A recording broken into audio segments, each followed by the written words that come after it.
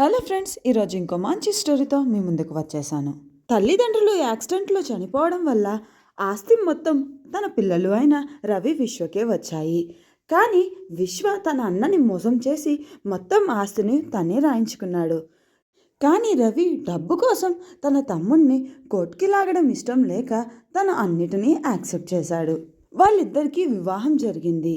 పెద్ద కోడలు రేఖ చూడడానికి చాలా అందంగా ఉండేది, కానీ పూరి గుడిసెలో ఉండేది. చిన్న కోడలు జో చూడడానికి పర్వాలేదు అన్నట్టుగా ఉన్నా సరే తనకి డబ్బుంది అన్న గర్వంతో చాలా తలబిరుసుగా ప్రవర్తిస్తూ ఉండేది. అయితే ఊర్లో పని దొరకకపోవడంతో పెద్ద కోడలు తన పిల్లల ఆకలిని తీర్చడానికి తన ఇంట్లోనే పని మనిషిగా వెళ్ళేది. అయితే చిన్న కోడలు తన అందాన్ని చూసి చాలా ఈర్ష్యపడుతూ ఉండేది. ఒకరోజు రాత్రి వాళ్ళు వాళ్ళ కష్టాలు తట్టుకోలేక భగవంతుణ్ణి ప్రార్థిస్తూ ఉంటారు. భగవంతుడా, మా వైపు కరుణించు, మేము ఈ కష్టాలను తట్టుకోలేకపోతున్నాం, మా పిల్లలు కూడా ఆకలితో అలమటిస్తున్నారు అంటూ కోపంగా ఆ రోజు అర్ధరాత్రి సమయంలో రవి లేచి, నేను ఎక్కడికైనా వెళ్ళిపోతాను, ఈ ఊరిలో ఉంటే నాకు పని దొరకదు, ఎక్కడికైనా వెళ్ళి పని చేసుకుంటాను, నా పిల్లల ఆకలిని తీరుస్తాను, నా భార్య ఆ ఇంట్లో చాలా అవమానాలు పడుతుంది అంటూ తలుచుకుంటూ పిల్లల్ని వదిలి అర్ధరాత్రి సమయంలో పని కోసం వేరే ఊరు వెళ్ళిపోతాను అని బయలుదేరతాడు. తను చాలా దూరం నడుస్తాడు. నడుస్తూ నడుస్తూ తన తమ్ముడు గురించి ఆలోచిస్తూ ఉంటాడు. కానీ అలా నడుస్తూ నడుస్తూ తను ఎప్పుడు అడవిలోకి వచ్చేసాడో తనకే అర్థం కాదు. తను చుట్టుపక్కల అంతా చూస్తాడు, ఎవరూ ఉండరు. చాలా అంటే చాలా భయపడుతూ ఉంటాడు. అప్పుడే ఒక మహిళ ఎంతో అందంగా కనిపిస్తుంది. తను రవి వైపు చూస్తూ ఒక దారిని చూపిస్తూ ఉంటుంది. రా ఇటువైపు అంటూ. రవి ఆమెను చూసిన వెంటనే చాలా భయపడిపోతూ ఉంటాడు. ఇంత చీకట్లో ఒక అమ్మాయ, అది భయం లేకుండా అలా ఎలా నడుచుకుంటూ వెళ్తుంది అని. కానీ తనని గమనిస్తూనే ఉంటాడు. ఆమె చెట్లలోంచి వెళ్ళిపోతూ ఉంటుంది.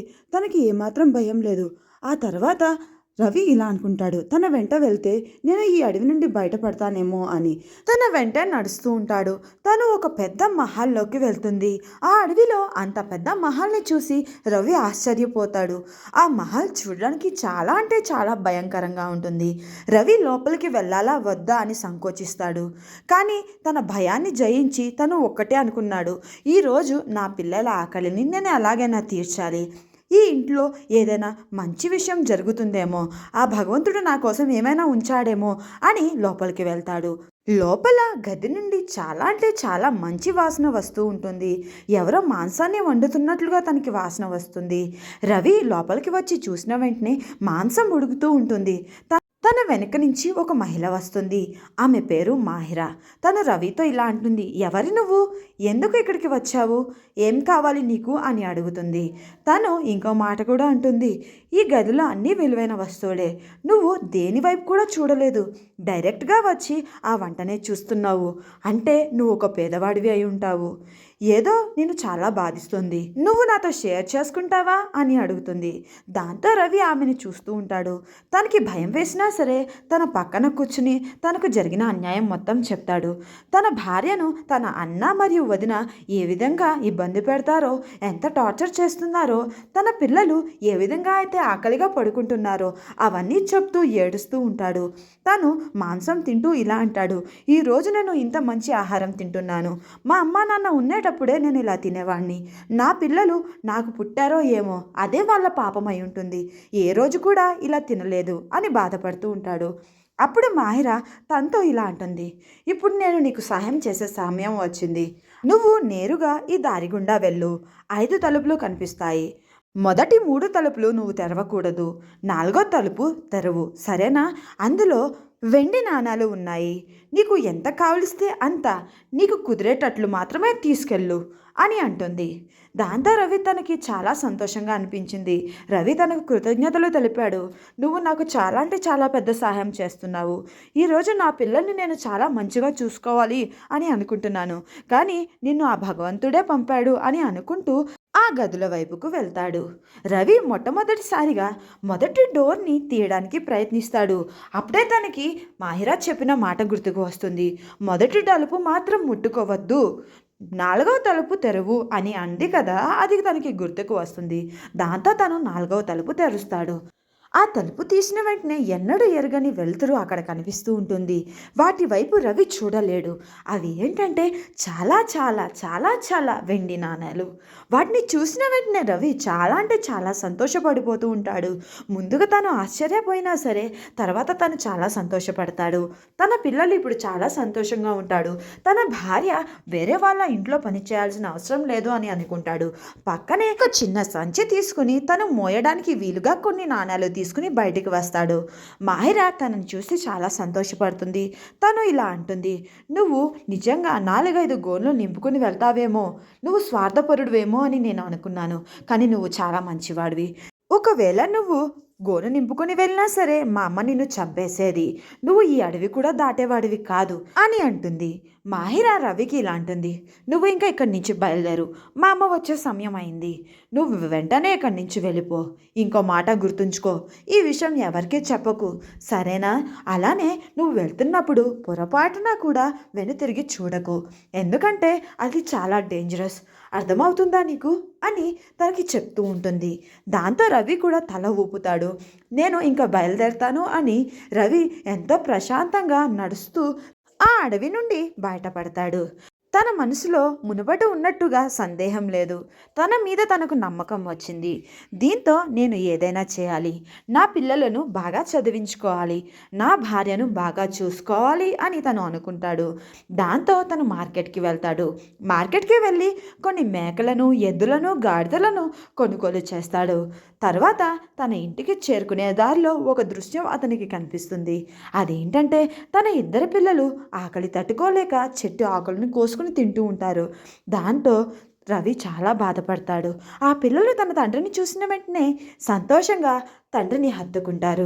రవి తన పిల్లలతో ఇలా అంటాడు, ఇకపై మీరు ఆకలితో పడుకోవాల్సిన అవసరం లేదు, నాన్న మీకోసం చాలా తెచ్చాడు అని అంటూ వాళ్ళని ఇంట్లోకి తీసుకువెళ్తాడు.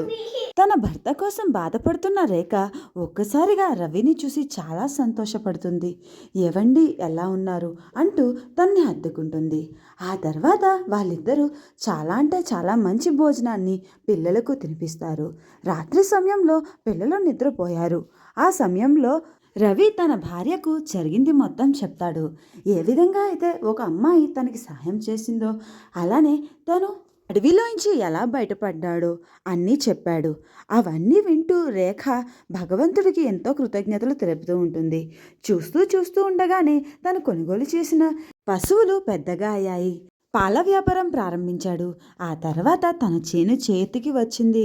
అలానే ఎప్పుడు పడిపోతుందో తెలియని ఇంటి నుండి ఇప్పుడు పెద్ద బంగ్లాలోకి మారారు. కానీ రవి రేఖలో మాత్రం ఎటువంటి స్వార్థం లేదు. ప్రతిరోజు చిన్న కోడలు తన మేడపై నుంచుని తన పెద్ద కోడల్ని చూస్తూ ఉంటుంది. చాలా కోపంగా ఎలా ఉండేది, నా ఇంట్లో పని చేసుకుంటూ ఉండేది, ఎలా అయిపోయిందో అని. ఒకరోజు తన భర్త దగ్గరికి వెళ్ళి ఇలా అంటుంది, చూసారా మీ అన్నయ్యని, ఏదో చాలా అంటే చాలా సంపాదించేస్తున్నాడు, డబ్బులు ఎక్కడి నుంచి వస్తున్నాయంటారు అని అంటుంది. దాంతో తన అన్నయ్య కోపంగా, ఏంటి నీకెందుకు ఇవన్నీ, నా దగ్గర డబ్బులు లేవా ఏంటి అని కోపంగా అక్కడి నుంచి వెళ్ళిపోతాడు. కానీ ఊర్లో వాళ్ళు అందరూ ఇలా అనుకుంటూ ఉంటారు, రవికి ఏదో నిధి దొరికింది అంట అని. ఆ విషయం జో చెవిలో పడుతుంది. దాంతో తనకి ఏమీ అర్థం కాదు. నిదా అంటే ఇంకా వాళ్ళ దగ్గర చాలా ధనం ఉండే ఉంటుంది, వాళ్ళు ఇంకా కష్టపడాల్సిన అవసరం లేదు, వాళ్ళు ఇకపై మన ఇంటికి రారా పని చేసుకోవడానికి అని అనుకుంటూ ఉంటుంది. అప్పుడే ఒక పెద్ద మనిషి వచ్చి ఇలా అంటాడు, చూసావా అమ్మా, ఇకపై వాళ్ళు ఒక దగ్గర చేయి చాచిన అవసరం లేదు అని అంటాడు. దాంతో తను వెంటనే తన భర్త దగ్గరికి వెళ్ళి జరిగిన విషయం చెప్తుంది. మీ అన్నకి ఏదో నిధి దొరికిందంట, ఆ నిధి ఎక్కడ దొరికిందంటారు, ఒకసారి మీరు మాట్లాడతారా అని. స్వార్థంతో కళ్ళు మూసుకుపోయిన విశ్వ తన అన్న ఇంటికి వెళ్తాడు. వెళ్ళి తలుపు కొట్టి తన అన్నతో ఇలా అంటాడు, అన్న, ఈరోజు నా కూతురు పుట్టినరోజు, నువ్వు నీ కుటుంబం తప్పకుండా రావాలి అని. దాంతో రవి చాలా సంతోషపడతాడు. మొత్తానికి మా 2 కుటుంబాలు కలిసే సమయం ఇదేనేమో అని. రాత్రి వాళ్ళ 4 చాలా అందంగా రెడీ అయ్యి తన తమ్ముడి ఇంటికి వెళ్తారు. అందరూ చాలా చక్కగా భోజనం చేస్తారు. అప్పుడే విశ్వ లేచి పిల్లలిద్దరినీ ఒక గదిలోకి పంపుతారు. పంపాక విశ్వ తన అన్నతో కోపంగా ఇలా అంటాడు, నువ్వు ఆ నిధి గురించి నాకు చెప్తావా లేదా? నువ్వు ఆ నిధి గురించి నాకు చెప్పకపోతే నీ పిల్లల్ని చంపేస్తాను అని అంటాడు. దెబ్బకి రవి షాక్‌లో ఉండిపోతాడు. నా పిల్లల్ని చంపేయడం ఏంట్రా అని. అంతలో రవి యొక్క భార్య రేఖ ఏమాత్రమూ ఆలోచించకుండా విశ్వకి జరిగింది మొత్తం చెప్తుంది. దాంతో విశ్వ చాలా సంతోషపడతాడు. తను ఎలాగైనా ఆ అడవిలోని కోటలోకి చేరుకోవాలి. అక్కడున్న ధనం మొత్తం నాదే అని భావిస్తాడు. తను ఒక బికారిలాగా దుస్తులు వేసుకుని ఎన్నో కష్టాలు పడుతున్నట్లుగా అర్ధరాత్రి సమయంలో నడవడం ప్రారంభించాడు. నిజంగా చెప్పాలి అంటే తన కళ్ళల్లో స్వార్థం. తన అడుగులు కూడా స్వార్థం వైపే నడుస్తున్నాయి. ఆ డబ్బులు అంతా వచ్చేస్తే తను ఇంకా గొప్పవాడు అయిపోవచ్చు అని అనుకుంటూ ఉంటాడు.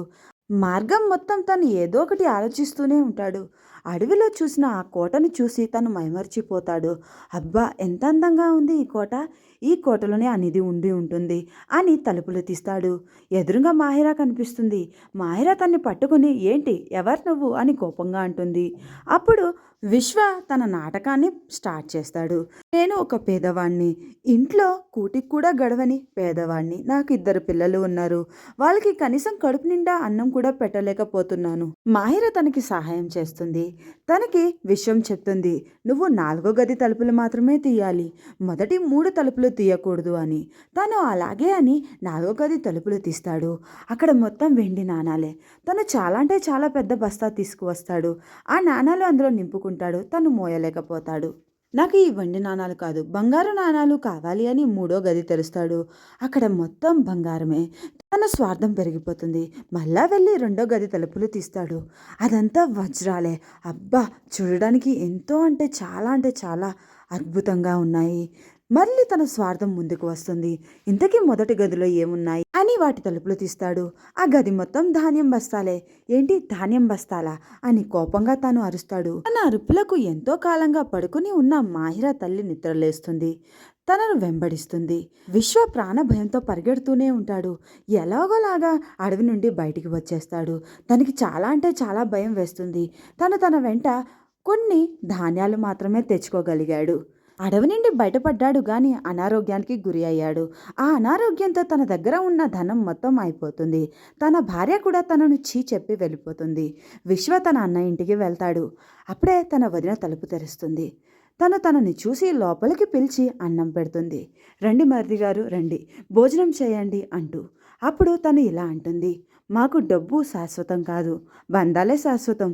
అలానే మీరు అనుకుని ఉంటే మీ అన్నని మోసం చేసేవారే కాదు, చివరికి ఈ స్థాయికి దిగజారేవారు కాదు అని అంటుంది. అప్పుడే తన అన్న వచ్చి ఇలా అంటాడు. తన మాటలు ఏమీ పట్టించుకోకు. నువ్వు కొత్త బిజినెస్ స్టార్ట్ చేద్దువు గానిరా, సరేనా? నా దగ్గర చాలా డబ్బు ఉంది. నువ్వు నేను కలిసి బిజినెస్ స్టార్ట్ చేద్దాం. ఎంతైనా నువ్వు నా తమ్ముడివి అంటూ తన్ని హక్ చేసుకుంటాడు. ఇదండి రవి క్యారెక్టర్. మీకు నచ్చిందా? మీ ఇంట్లో కూడా ఇలాంటి వాళ్ళు ఉండే ఉంటారు. వాళ్ళకి ఈ వీడియో షేర్ చేయడం మర్చిపోవద్దు. అలానే please friends subscribe my channel. అలానే ఈ వీడియోని లైక్ చేయడం మర్చిపోవద్దు. Thanks for watching.